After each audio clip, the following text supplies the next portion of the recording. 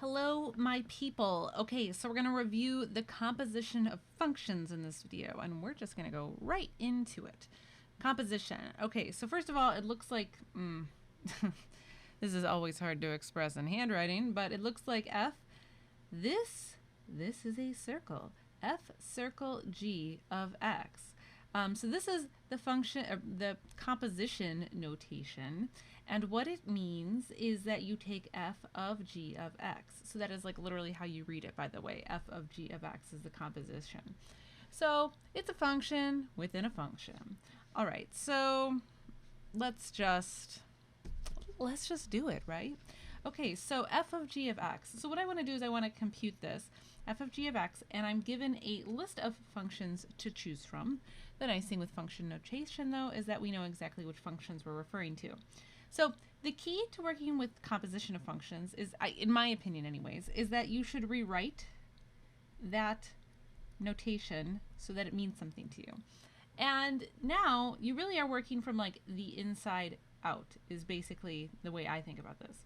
So g of x is x squared minus 4. So what I want to do is I want to take x squared minus 4 and I want to put it in the x position of f of x.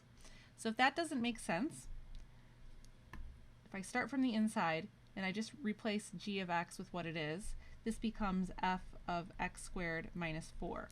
So that x squared minus 4 is right here, right? X squared minus 4. Now I've replaced g of x with that. And now what I'm going to do is for f of x squared minus 4, okay, here's f, right?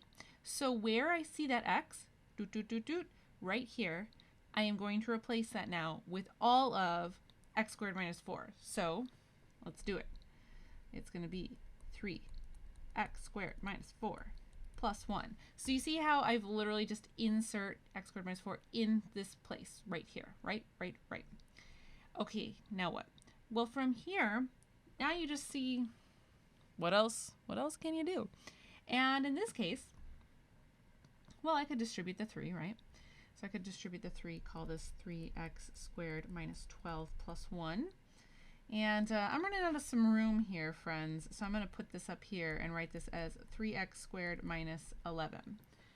All right, so that's as much as I can do in this case.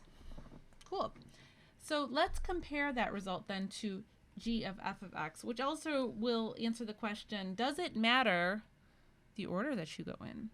So g of f of x, what does that look like? That's g of f of x. So remember what I said. You start from the inside and work your way out. So f of x is now inside. So I'm going to replace f of x with 3x plus 1. All right. G of 3x plus 1. So now, in my g of x function, where I see the x, I'm going to replace it with 3x plus 1. So this becomes 3x plus 1 squared minus 1. And now it's like, oh, now I've got to multiply this out, right? I've got to FOIL this out. This is 3x plus 1 times 3x plus 1. So let's see, 3x plus 1 times 3x plus 1 minus 4. So now I got to work all that stuff out. So that will simplify to 9x squared plus 6x plus 1 minus 4. And so this becomes 9x squared plus 6x minus 3.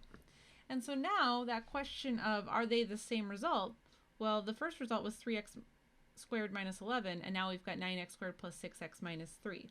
So the order that you take your composition in, totes, magotes, matters, and it can like really change your answer, right? If you don't get it right. Okay, now what if instead of having like a composition with x, what if you're asked to do it with a number? Now what does that mean? It's still the same idea. So this would be k of f of 1. So now instead of having x, I'm just going to plug a number in.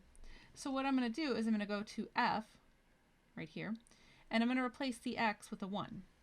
So this will become k of 3 times 1 plus 1.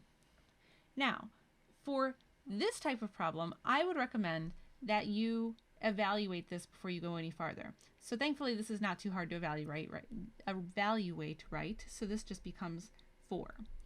So now, I actually think if you have a number with composition, it's actually a little easier, because now I'm just going to plug 4 in to the k function. So here's the k function, and so I'm going to replace all the x's with a 4. 4 squared plus 6 times 4 plus 9.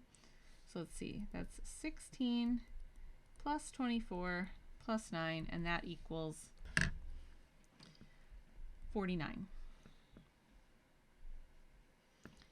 Okay, so I think you should try this one on your own if you are trying to review composition. So this one has a number with it. So, you know, I always say math is not a spectator sport. I recommend you pause here, give it a try, hit play when you're ready. All right, so I'm going to have g of h of 4. All right, so where I have the h function right here, I'm going to replace this with square root of 4. Thankfully, that's pretty easy to calculate. That's just g of 2. So now I'm just going to plug 2 into the g function. So this becomes 2 squared minus 4. That's 4 minus 4. That equals 0. All that work for nothing. All right, and how about one more? So now I've got h of k of x. So once again, I'm going to recommend that you just pause the video for a second, try to work this out, hit play when you're ready. Okay, so this is going to be h of k of x. So I've got h, so k is x squared plus 6x plus 9. And so then to take h of that, so where I have the x, I'm going to replace it with this function. So let's see, this becomes square root of x squared plus 6x plus 9. Now we have our thinking caps on, and I know I can totally factor this, right, as x plus 3 times x plus 3. Sorry, I'm having some weird screen glitches. Okay, so I can factor this x plus 3 times x plus 3, and so that's x plus 3 squared. So if I take the square root of that, that just becomes, oh my god, x plus 3. Fun! All right, so that's just your quick review of what is composition and a few examples to go along with it. If you found that helpful, please consider hitting the like button or hit the subscribe button. Thanks for watching, guys. I'll talk to you next time.